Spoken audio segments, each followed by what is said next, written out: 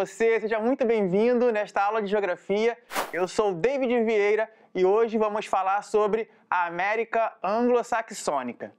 Muito ouvimos dizer sobre a qualidade de vida da população que vive na América Anglo-Saxônica, que é composta pelos países Canadá e Estados Unidos.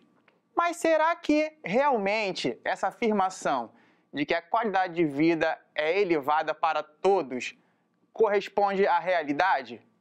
É isso que nós vamos ver agora. Você quer saber mais? Então bora comigo! A América Anglo-Saxônica, como já disse, é formada pelos países Estados Unidos e Canadá. Eles falam a língua inglesa, que é a língua predominante nos dois países. Porém, no Canadá também existe o francês. Entretanto, a língua não é o elemento unificador desta região, pois, se fosse assim, alguns países da América Latina também falam inglês. Ou seja, o elemento unificador são as condições econômicas e socioculturais. O termo anglo-saxões, ele é de origem lá da Inglaterra, a partir do momento quando os anglo-saxões, de origem germânica, eles venceram os bretões e, a partir daí, surge esse termo.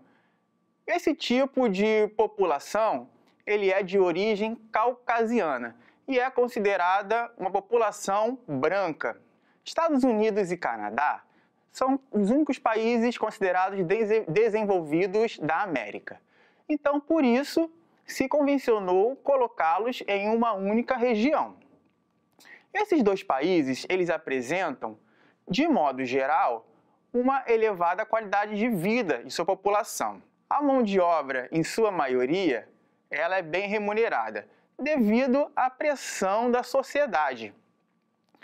De acordo com o nível de escolaridade, esses dois países apresentam índices elevados, como, por exemplo, 99% da população dos dois países está alfabetizada. O tempo de estudo chega a 12 anos para cada país. E isso faz com que Estados Unidos e Canadá sejam considerados grandes potências, não só na economia, mas também cultural e militar. Eu vou pôr na tela para vocês agora o nosso primeiro slide para que nós possamos localizar espacialmente esses dois países. Olha aí, aqui nós temos o continente americano em sua totalidade, a divisão política de todos os países. Podemos observar lá ao norte, Estados Unidos e Canadá. Muito interessante, pois o Alasca, que corresponde à mesma cor dos Estados Unidos, ele é um território descontínuo dos Estados Unidos, ou seja, ele pertence aos Estados Unidos também, mesmo não estando agregado ao território dos Estados Unidos de forma contínua. No próximo slide, nós temos a América Anglo-Saxônica, Canadá e Estados Unidos. Muito bem, pessoal. Esses dois países representam, como já falei, grandes potências econômicas. Então, para falar de economia, nós temos que pontuar os três setores que correspondem à economia: setor primário, setor secundário e o setor terciário. E esses países se destacam nesses três setores. No setor primário, esses dois países, setor primário que corresponde ao extrativismo e agricultura, eles apresentam grande destaque na extração do ouro e do cobre, além de serem potências agrícolas. No setor secundário, a indústria nem precisa falar. É o grande destaque da economia desses países, com principalmente a ênfase na produção tecnológica, principalmente nos Estados Unidos, como também na produção de bens de consumo. Isso faz com que esses países eles tenham um alcance mundial. Suas empresas de bens de consumo, entre outras, elas estão espalhadas por toda a parte do mundo. E isso faz com que o dólar, que é a moeda oficial dos Estados Unidos, seja também uma moeda referência no mercado mundial, devido a essa expansão e a importância da economia dos Estados Unidos e parte também do Canadá. No setor terciário, que corresponde aos serviços e ao comércio, aí eu nem preciso dizer, né? Esses países, eles possuem uma complexa rede de comércio, não só internamente como externamente. Além dos serviços, como eu disse, suas empresas estão espalhadas por toda a parte do planeta. Mas afinal, como que essas potências se formaram? Muito bem, aí a gente precisa voltar um pouquinho lá atrás no processo de colonização.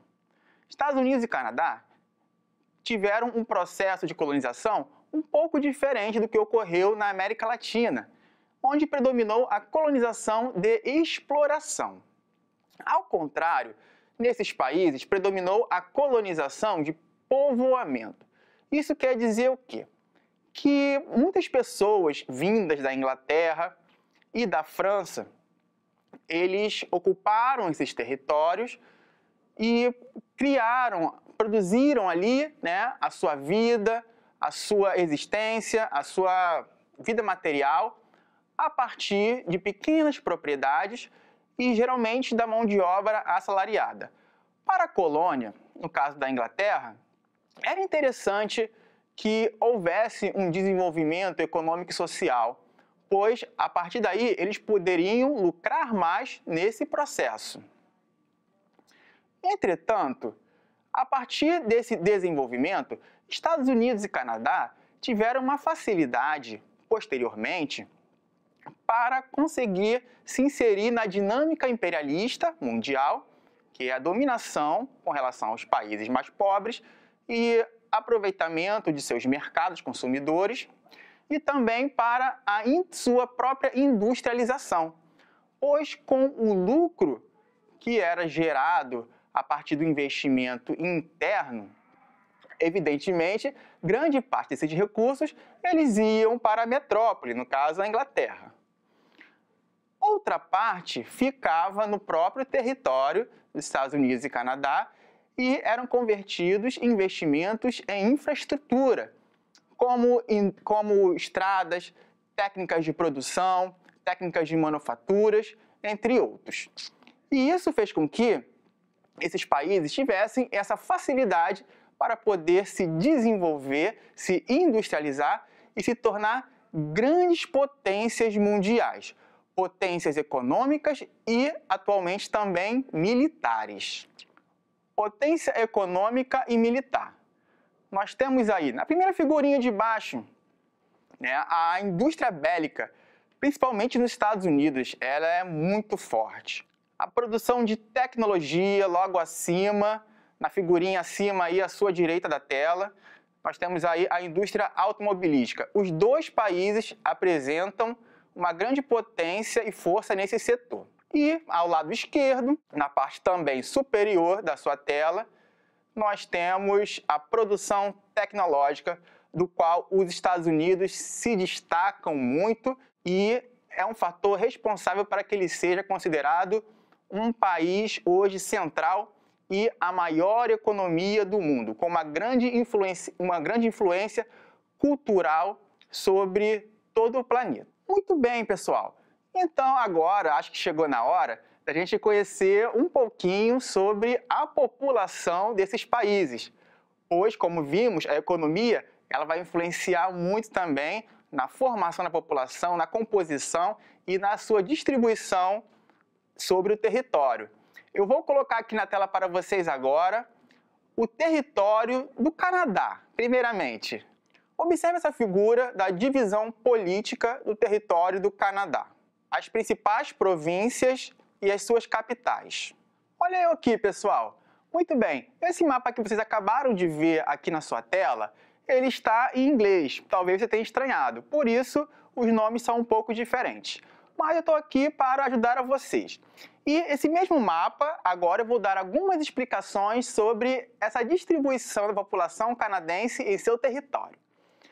A população do Canadá, ela é composta por alguns grupos étnicos diferentes, como por exemplo, de origem britânica, os quais correspondem a aproximadamente 45% do total da população. E essa população ela está concentrada, como nós podemos observar aqui, em todo o território do Canadá. Importante dizer antes disso que a população está mal distribuída pelo território. E eu vou dizer por quê, daqui a pouquinho. Como eu estava falando, a população de origem britânica, ela está principalmente localizada aqui na província da Nova Escócia, olha só, está em inglês aqui. São John e Príncipe Eduardo.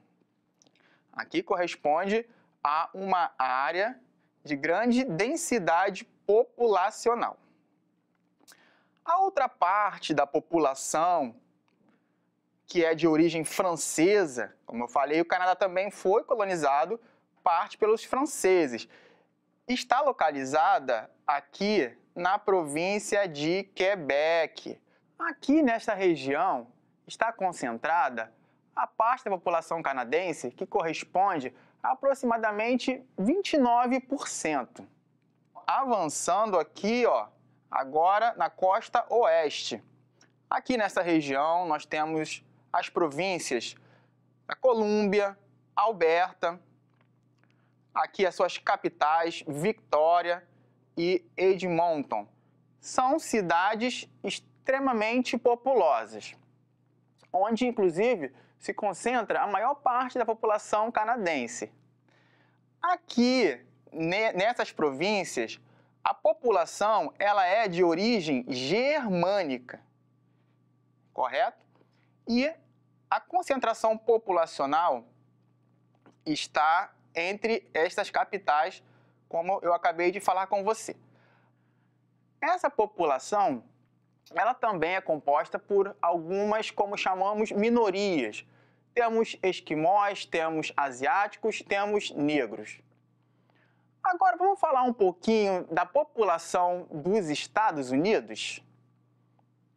A população dos Estados Unidos, ela também está muito mal distribuída em seu território, principalmente devido à colonização que ocorreu aqui na costa leste, fazendo com que esses estados aqui, eles tenham uma densidade populacional bem maior do que a parte central dos Estados Unidos e a parte oeste. É preciso salientar que nesta parte oeste e a parte central existe dificuldades com relação à natureza, como por exemplo o relevo bem elevado das montanhas rochosas, que se localizam mais ou menos aqui, e o deserto do Arizona. Olha o estado do Arizona aqui. Nós temos os estados do sul. Eu falei com vocês que Estados Unidos e Canadá tiveram um tipo de colonização chamada de povoamento. Mas agora eu preciso colocar também que nos Estados Unidos houve também o mesmo tipo de colonização que ocorreu na América Latina, que foi o de exploração. E isso predominou principalmente aqui, ó, nos estados da região sul, onde havia a mão de obra escrava e a produção de produtos primários a partir da monocultura baseada nos latifúndios, que são as grandes porções de terras. Falando isso, vamos agora ver aqui as principais cidades dos Estados Unidos. Obviamente que a região mais densamente populosa é esta aqui, no Nordeste dos Estados Unidos, onde tem a região de Nova York, até a sua capital, que é Washington. Isso, inclusive, se cria aqui uma grande megalópole, que é quando grandes áreas metropolitanas se juntam, formando essa grande malha urbana. Merece destaque também, aqui na costa oeste, a Califórnia. Agora, olha esse estado aqui do sul dos Estados Unidos, que também teve uma colonização do tipo exploração. E isso vai trazer grandes consequências para a nossa atualidade. Estou falando do Texas. Vamos falar sobre isso já já. Observe aqui a imagem na tela. Como podemos observar, existe uma grande diferença com relação à ocupação entre a costa oeste e a costa leste dos Estados Unidos. A população dos Estados Unidos, ela apresenta uma grande diversidade étnico-cultural. Existem representantes de várias partes do mundo, de várias etnias. Isso é muito importante para o enriquecimento cultural e como fonte de criatividade. Mas também acaba acarretando conflitos sociais e raciais. Como eu falei com vocês, a parte sul dos Estados Unidos existe uma concentração de imigrantes e de negros devido a esse passado colonial. E isso vai fazer com que os Estados Unidos seja o país industrializado, o país central, com a pior distribuição de renda do planeta. Lembra lá que eu falei no começo da aula? Muito bem. Agora, vamos saber por quê. O índice Gini, que mede a desigualdade social, ele vai de 0, como bom, a 1, ruim. Os Estados Unidos possuem uma desigualdade de 0,40, que é, como eu disse, a pior desigualdade. Entretanto, ainda é melhor do que alguns países periféricos, como o Brasil, que apresenta uma taxa de 0,60. Essa desigualdade nos Estados Unidos, ela apresenta diferenciações entre os estados. Lembra que eu falei do estado do Texas? Muito bem, é um dos estados mais desiguais dos Estados Unidos, onde 18% da população e 28% das crianças estão vivendo abaixo da linha da pobreza. E isso se deve a todas essas questões que eu já pontuei para vocês. O Texas sempre foi um estado muito desigual. Aqui nós temos um caso recente do George Floyd. Ele sofreu uma abordagem policial muito agressiva que acabou levando-o à morte. Vamos agora ao nosso desafio. Se você ganhasse uma máquina do tempo disponibilizada pela produção do Rio Educa na TV, o que você alteraria no passado dos Estados Unidos para eliminar a atual desigualdade social do país? Escreva no seu caderno e também deixe sua resposta nos comentários da videoaula. Nossa aula chegou ao fim. Eu vou ficando por aqui e até logo!